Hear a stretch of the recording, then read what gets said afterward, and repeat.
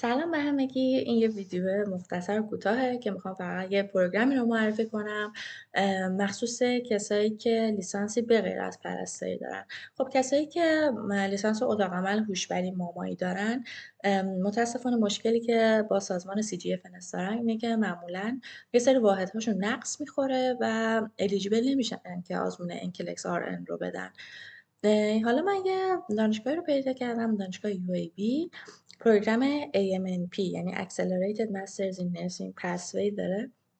این پروگرام 3 ترمه که حالا اگه فول تایم باشه میشه بهار، تابستون و پاییز، یعنی مدت 1 سال حد اکثر، که شما رو آماده میکنه که الیجیبل بشید آزمون RN بدید. دقیقا مخصوص کسایی هستش که لیسانسی به غیر از لیسانس پرستاری دارن. ببینید اینجا نوشته و بعد از این پروگرام اینا الیجیبل میشن که آزمون NCLEX RN رو بدن. اطلاعاتش هم اینجا هستش، ادمیشن ریکوایرمنتش که میبینید معدل 3/4 میخواد، یه لیسانس میخواد. معدل که چطوری از 4 حساب کنیم توی ویدیو توضیح دادم از طریق سایت وس.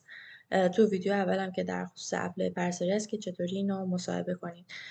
اینجا من میدونم آزمون جیاری یا جیمت میخواد. میتونید بهشون ایمیل بزنید بپرسید که آیا ویو میشه یا نه و شرایط ویو کردن به چه صورته. این گفته اینترنشنالا باید تافل بگیرن که 500 باشه. اون تافل اینترنت بیسه، چون تافل نمیدونم چه مدل تافلی. یه مدل تافلی که من خودم امتحان دادم از 120 بود. این نمیدونم چه مدل تافلی که حداقل 500 میخواد. تست اسکور و پروسس کلیک لینک. اینم ببینیم این چیه. و دیگه چی نوشته؟ ببینین کورسایی که گذرونده میشه میکروبیولوژی، آناتومی، فیزیولوژی، اینا گذرونده میشه طی این 3 ترمه. و کم پایین ترش که بیاید ببین ددلاین ها رو نوشته. information for international student. شما اگه که ببینید اصلا eligible هستید برای این پروگرام یا نه میتونید ایمیل بزنید.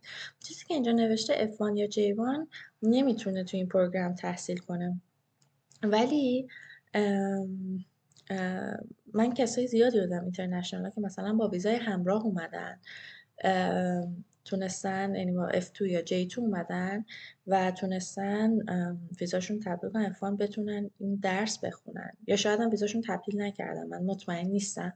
اینا حتما بهشون ایمیل بزنید. دوباره فکر میکنم که این بیشتر مخصوص کسایی باشه که داخل آمریکا هستن، حالا به هر نحوی اومدن، با لاتاری اومدن، ازدواجی اومدن، یا هرچی. فکر کنم این پروگرام مناسبشون باشه. ولی برای اینترنشنال حتما بهشون ایمیل بزنید، این آدرس ایمیلشونه، ازشون بپرسید. و اطلاعات دیگه هم اینجا هستش توضیح داده.